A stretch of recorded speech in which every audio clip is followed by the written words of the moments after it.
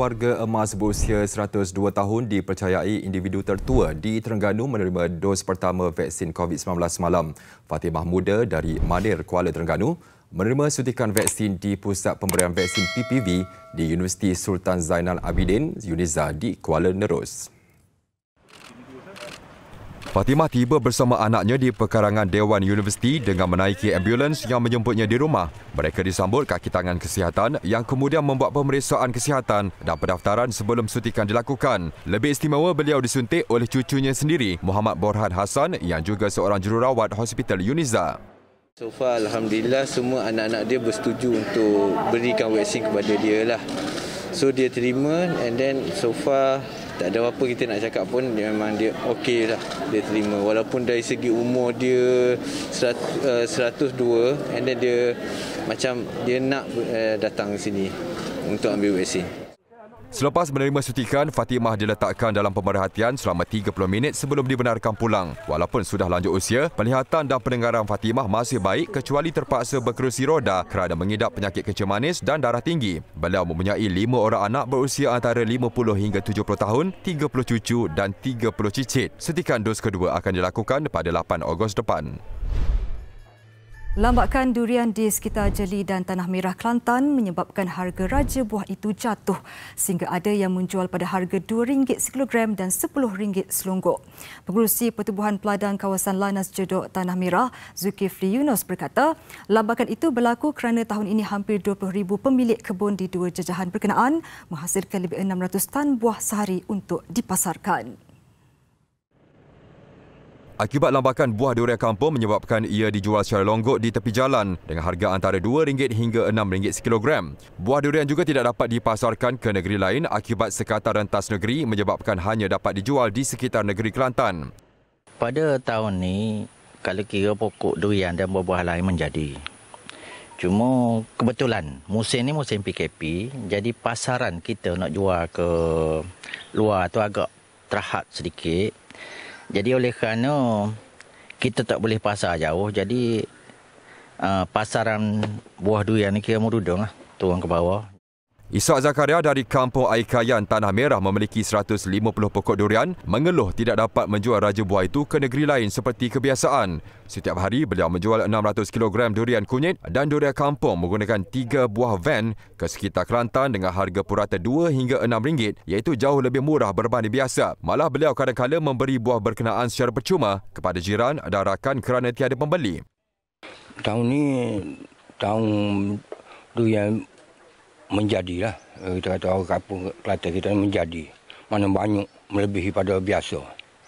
Jadi masalah pasaran, jadi saya tak puas hati.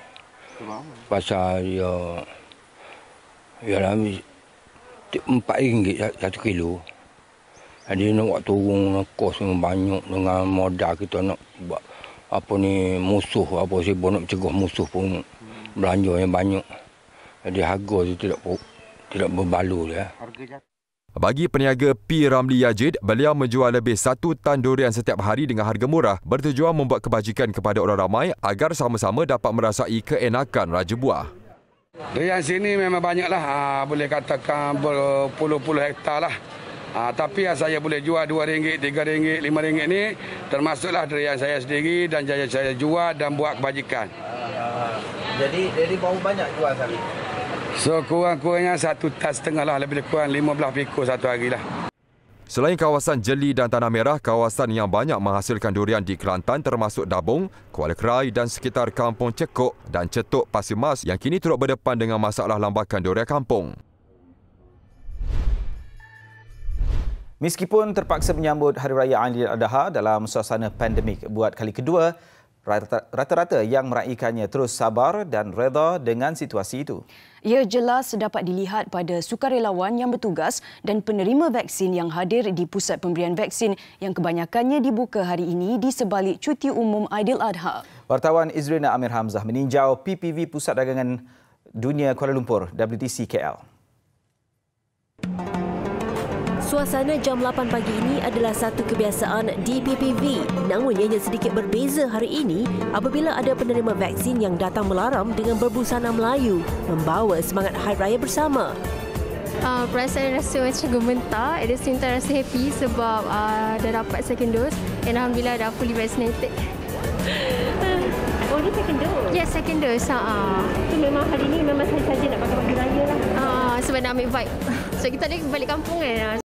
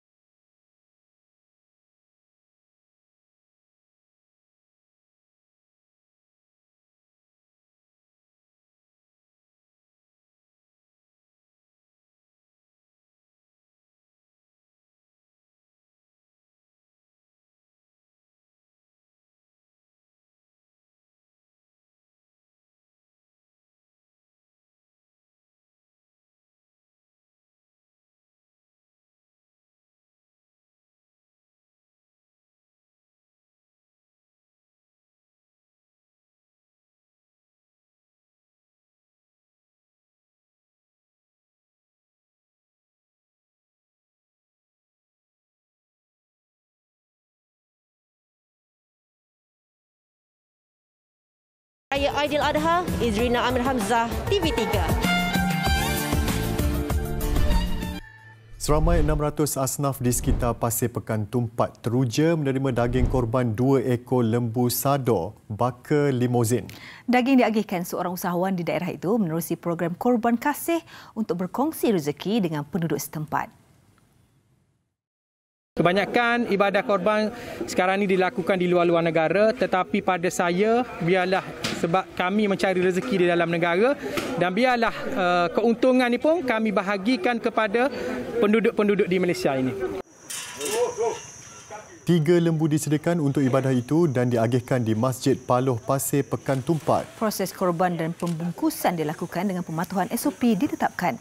Aktiviti di pekarangan masjid juga dibuat dengan kehadiran individu yang terhad manakala agihan secara pandu lalu.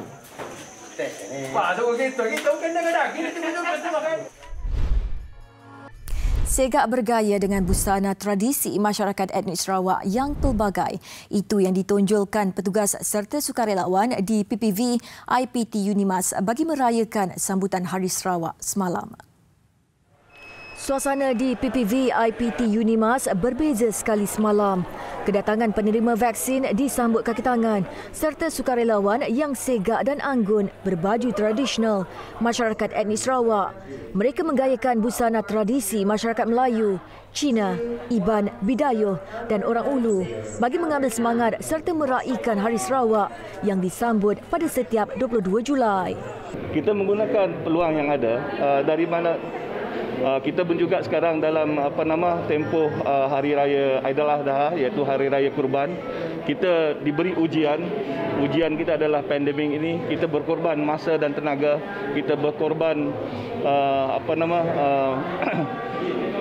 kemudahan yang kita ada di Unimas untuk memberi sumbangan kepada komuniti kita.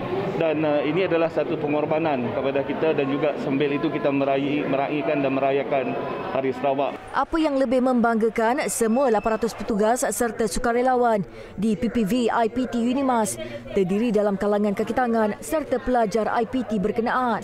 Sementara itu, mengenai suntikan vaksin, PPV berkenaan telah merekodkan pemberian 100,000 dos vaksin sehingga semalam.